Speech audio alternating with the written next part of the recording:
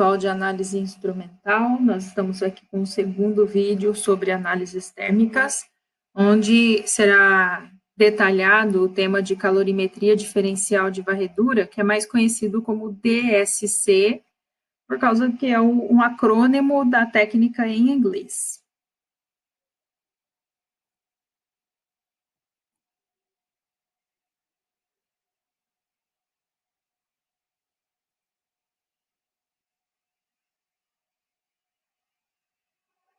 Então, é importante, antes de entrar em mais detalhes, saber essas três informações principais sobre a técnica. Como é que ela funciona? Ela mede o delta E, a diferença de energia entre um material de referência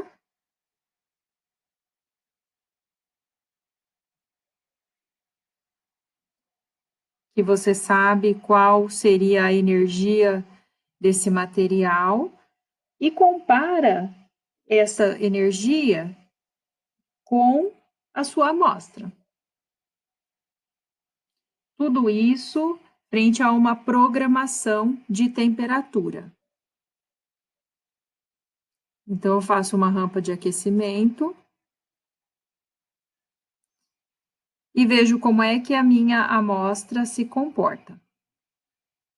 E já não medimos mais massa, medimos energia. Bem, o que eu consigo determinar aqui? Eu consigo saber se a minha temperatura é controlada, eu consigo saber a temperatura e também as entalpias, que é as entalpias, deixa eu usar a borracha.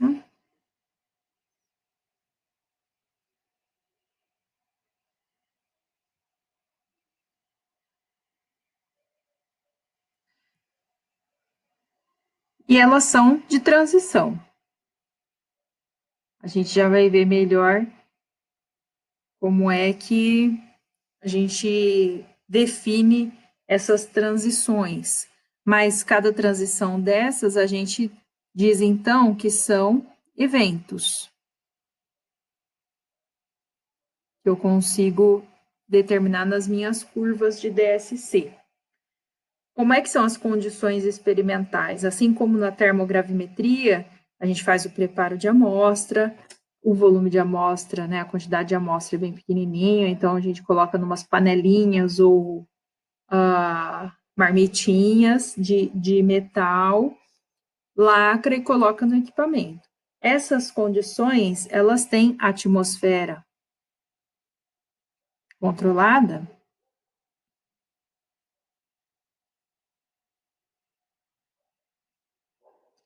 para evitar reações químicas. Então, aqui a gente não espera ver eventos de reação. Então, essa atmosfera controlada é para evitar essas reações.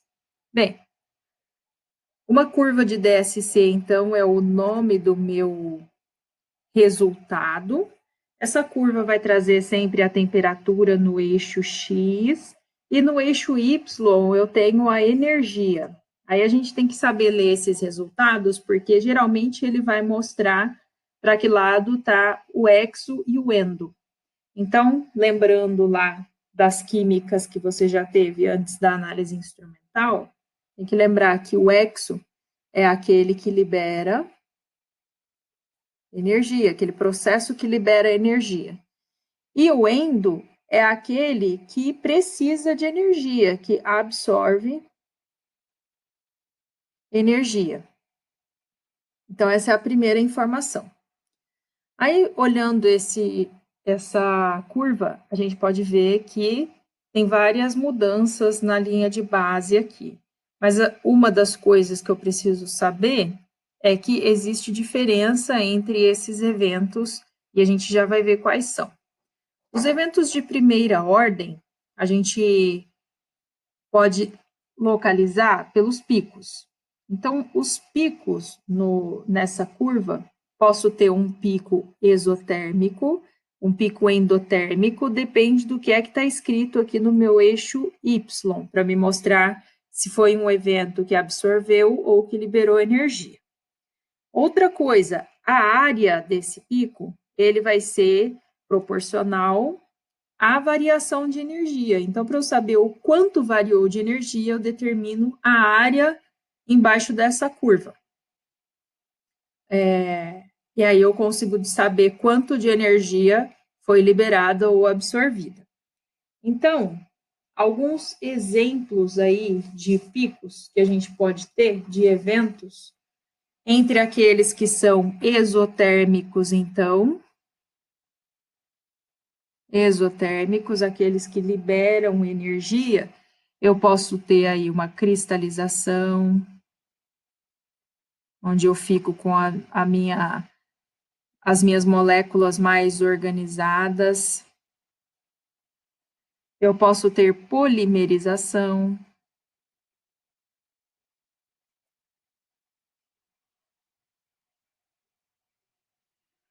Ou ainda, eu posso ter adsorção, um processo físico, entre esses materiais. Então, veja que a polimerização, por exemplo, é uma reação química, mas é uma reação controlada. Por isso, voltando à condição experimental, eu tenho uma atmosfera ali que vai evitar, por exemplo, a degradação, quando eu não quero ver essa degradação. Alguns exemplos de picos endotérmicos, ou seja, aqueles que estão abaixo, né, que liberam, que diminuem a energia da amostra, quer dizer, da referência, quer dizer, então, que eles absorveram essa energia. Então, esses exemplos endo, aí a gente já consegue listar vários eventos aí. Por exemplo, uma fusão. Quando eu passo do sólido para o líquido, eu não tenho que aquecer uma amostra. Então, a amostra absorve energia do ambiente para fazer esse evento acontecer. Eu também posso ver eventos como vaporização,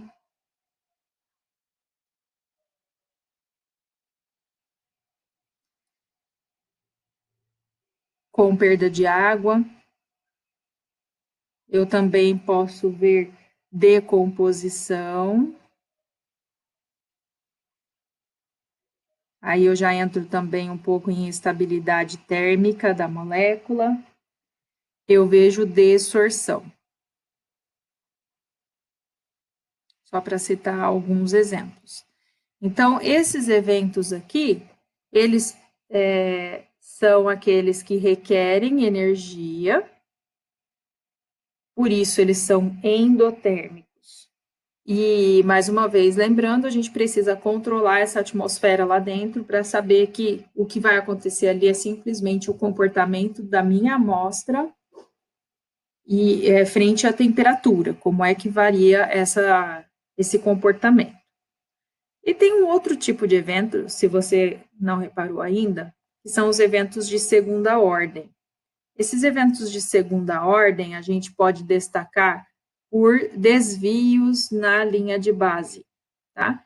Então, quando eu vejo aqui, diminuiu a temperatura e manteve um patamar, ou aumentou a energia, desculpa, diminuiu a energia ou aumentou a energia e depois ela atinge um patamar, a linha de base simplesmente é desviada, a gente já vai ter uma variação na capacidade calorífica desses compostos. Então, a gente pode dizer, por exemplo, que esses compostos atingiram transição vítrea.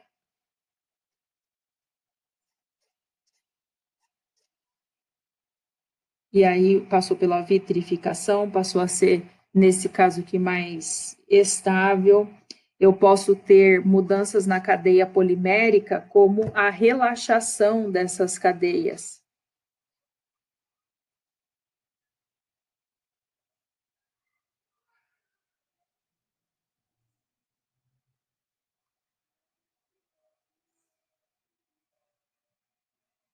Então, veja que não são mudanças muito bruscas, por isso que esses desvios na linha de base, eles são sutis, mas eu também mantenho a composição dessa amostra, a composição molecular. Uma aplicação muito comum para DSC é a determinação de pureza. Então, essa figura aqui, retirada do site recomendado aqui, de análises térmicas, a gente vai ter que fazer uma analogia com a determinação do ponto de fusão. Lembra? Coloca lá no capilar, né? Então, você tem, para determinar o ponto de fusão, geralmente você tem uma faixa, o início e o fim da fusão. Então, aqui é exatamente isso. Quando eu começo a ter uma mudança na energia, eu diminuo essa energia até chegar num pico de consumo de energia, depois eu volto para o patamar inicial, até que alcança a linha de base novamente. Então, o que a gente fala para substâncias puras quanto ao ponto de fusão? Eu tenho que ter uma faixa estreita. E outra coisa, eu tenho que ter um pico, que é o centro da fusão, né, onde acontece, né, o centro dessa faixa tem que ser próximo à literatura. Porque o ponto de fusão é intrínseco de cada substância. Então, uma situação ideal para uma substância pura é apenas um pico bem estreito e próximo, com o pico próximo da literatura. Se eu vejo, então, uma situação onde eu tenho mais de um pico, olha, eu já sei que eu tenho outra substância fundindo um pouco antes daquela que é desejada. Ela não está pura. Se eu tenho uma faixa muito larga, ela também não está pura. Se eu tenho um pico exotérmico ou endotérmico logo depois da fusão, eu já posso saber que está decompondo. Então, eu posso até ter o meu composto aqui com a fusão, mas eu tenho uma outra substância que tem esse evento endotérmico ou exotérmico que possivelmente não é o meu analito. Então, como é que eu reconheço que uma curva não está boa? Se eu tenho concavidade, se eu tenho um segundo pico, né? E eu tenho sempre que prestar atenção nesse pico máximo aí, que é onde vai ser o ponto de fusão que eu comparo com a literatura. Esse exemplo aqui foi retirado de um dos laboratórios da PUC, na aula de farmácia, e aí a gente vê a análise do ácido benzoico, e a gente consegue ver que houve um evento. Como é que eu interpreto isso aqui, então? Houve um evento endotérmico, porque a energia aqui da minha referência diminuiu. Então, esse evento teve como pico essa temperatura, que ele já identificou no programa 126,51. Mas aí, quando a gente vai lá para a literatura, essa aqui é a farmacopeia do ácido benzoico, a gente tem que o ponto de fusão, ele deveria acontecer em 122,4. Então, a gente consegue ver que esse ácido benzoico, ele não é, assim, muito puro, certo? Ele tem também uma faixa de fusão um tanto quanto larga. Ele começa em 119 e vai até 136. Como saber qual é o limite de tolerância aqui? Aí tem que ter métodos validados e específicos para cada tipo de matéria-prima. Então, alguns exemplos de aplicação dessa técnica, aí a gente tem a própria caracterização térmica, se um composto vai se decompor ou mudar suas características quando ele é aquecido.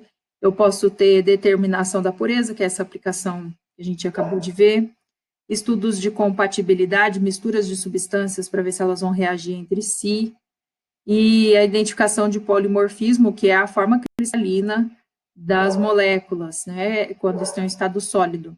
Então, tudo isso a gente vai ver no aprofundamento de simvastatina que foi recomendado. Só aprofundando um pouquinho aqui na caracterização, o que ajuda a gente saber se uma substância é ela mesma pela curva de DSC? Eu vou ver onde ela fundiu, se cristalizou e em qual temperatura.